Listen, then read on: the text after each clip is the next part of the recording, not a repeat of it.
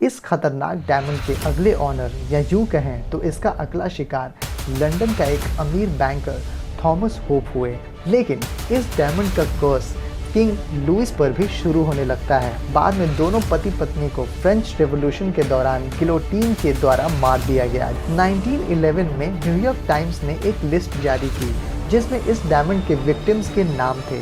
इस लिस्ट में 14 नाम थे जिनकी ट्रैजिक डेथ हो गई थी इस हीरे के धारण करने के बाद या फिर अपने पास रखने के बाद।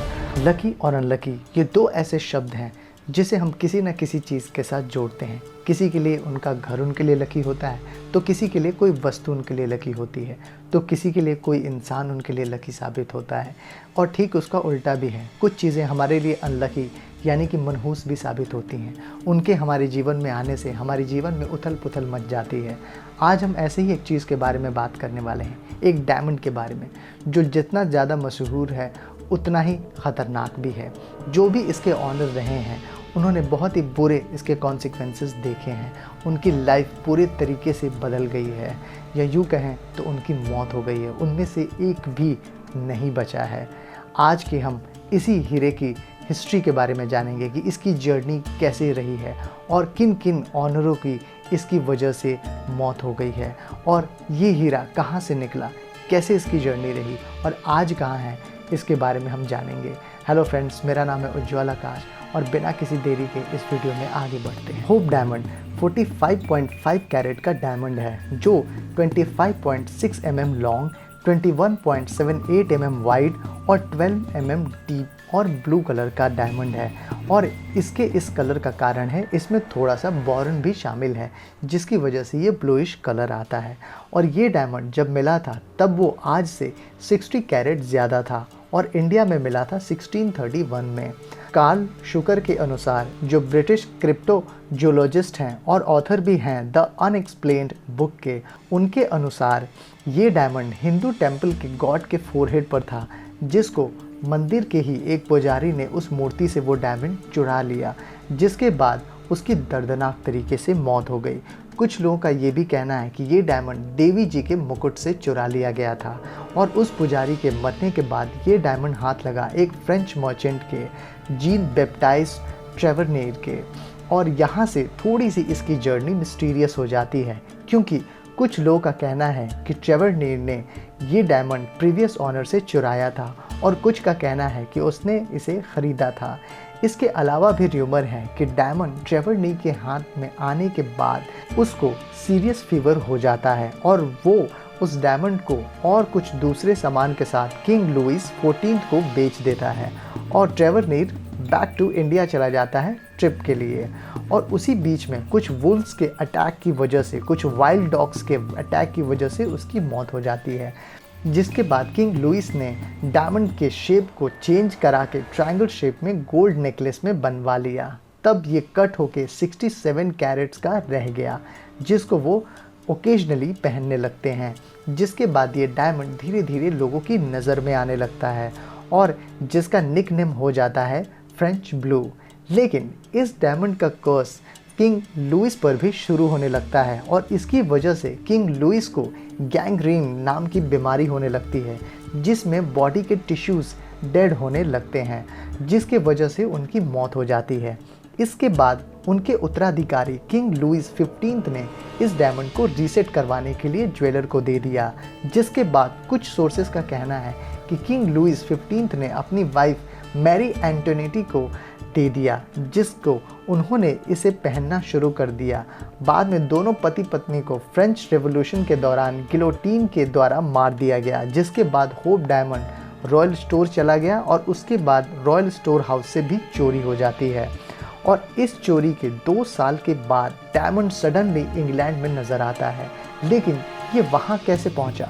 कुछ सोर्सेस का कहना है कि इसे किंग जॉर्ज 14 ने ख़रीदा था, लेकिन उनकी लाइफ भी कुछ सही नहीं रही। उनके लोगों ने उनका तिरस्कार करना शुरू कर दिया और वो यूके की हिस्ट्री के काफ़ी अनपॉपुलर किंग साबित हुए और उनकी अनहेल्दी लाइफस्टाइल्स की वजह से उनका मोटापा हद से ज़्यादा बढ़ गया और उनको मोतियाबिंद भी हो गया, जिसकी वजह से वो पूरी तरीके से अंधे हो गए और बिना अपने पीछे कोई वंश छोड़े गैस्ट्रो इंटेस्टाइनल ब्लीडिंग की वजह से उनकी मौत हो जाती है और उनके मरने के बाद होप डायमंड प्राइवेट चैनल्स के थ्रू बेच दिया जाता है। इस खतरनाक डायमंड के अगले ऑनर या यूँ कहें तो इसका अगला शिकार लंदन का एक अमीर बैंकर थॉमस होप हुए और उनकी मौत के बाद डायमंड इनके भाई हेनरी फिलिप होप को मिला। उन्होंने इसको जेम कलेक्शन कैटलॉग में शामिल कर दिया 1839 में और इसी साल हेनरी की भी मौत हो गई, जिसके बाद हेनरी के बेटे और भतीजों में 10 साल तक कोर्ट में फाइट चली डायमंड को लेकर, जिसके बाद इसके ऑनरशिप मिली उनके भतीजे हेनरी थॉमस होप को और सरप्राइजिंगली डायमंड इनके परिवार में काफ़ी सालों तक रहा और यहीं से इसका नाम हुआ होप डायमंड। 1902 में अगेन ये बिक गया लंदन के ज्वेल मर्चेंट को। इसके बाद होप डायमंड के काफ़ी सारे ऑनर्स हुए। इनमें से एक लास्ट टर्किश सुल्तान अब्दुल हामिद II के ख़रीदने के बाद उसकी लाइफ काफ़ी बदल गई मिलिट्री वायलेंस की विरोध की वजह से और उनको वहाँ से बाहर भेज के बंद करवा दिया गया जेल में। और इसके बाद इस डायमंड को ख़रीदा पियर कार्टियर ने।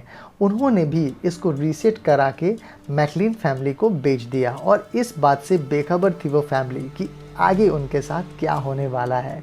शुरुआत में तो सब कुछ ठीक रहा। एवलिन वॉलिस मैकलिन को वो इतना ज़्यादा पसंद आया कि वो उसको हर वक्त हर दिन पहनने लगी।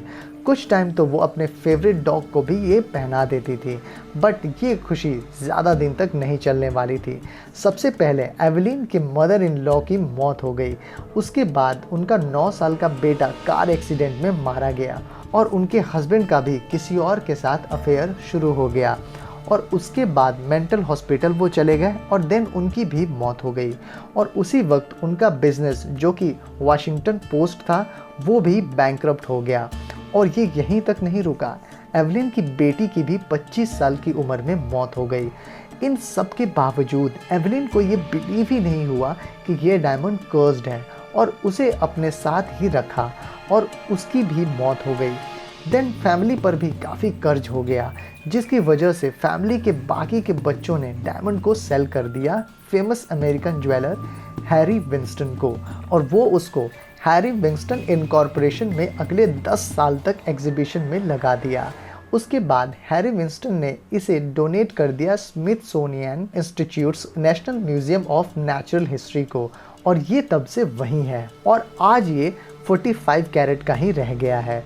और जब इसको अल्ट्रा वायलेट लाइट में देखा जाता है तब ये रेड ग्लो करता है, लेकिन इसका कारण क्या है ये कोई नहीं जान पाया है और ये हीरा आज भी उतना ही कीमती है जितना ये तब था। इस हीरे के इतने ख़तरनाक हिस्ट्री के बावजूद आज भी कुछ लोग ऐसे हैं जो ये मानते हैं कि ये कर्स्ड डायमंड नहीं है और ये कुछ लोगों के बीच डिबेटेबल बना रहा है। कुछ लोगों का कहना है कि ये जो सारी कहानियाँ हैं कर्स्ड की वो सिर्फ इसके पॉपुलैरिटी को बढ़ाने के लिए फैब्रिकेट करी गई है क्योंकि इस डायमंड का सेल बढ़ते नज़र आई है। कुछ लोगों का कहना है कि इस डायमंड को इंडिया से चुराया नहीं गया बल्कि वहाँ से ख़रीद के लाया गया है और इसका ओरिजिनल कलर वाइट है, लेकिन ये लाइट के संपर्क में आते ही ब्लू लाइट रेज निकलती है इसमें से और इसी की वजह से ये ब्लू दिखता है। 1911 में न्यूयॉर्क टाइम्स ने एक लिस्ट जारी की जिसमें इस डायमंड के विक्टिम्स के नाम थे। इस लिस्ट में 14 नाम थे जिनकी ट्रैजिक डेथ हो गई थी इस हीरे के धारण करने के बाद या फिर अपने पास रखने के बाद। अगर कर्स्ट एग्जिस्ट नहीं करता तो इतने सारे यंग लोगों की मौत हुई तो हुई कैसे, और ये सारे इंसिडेंट्स तभी क्यों हुए जब हीरा उनके पास ही था।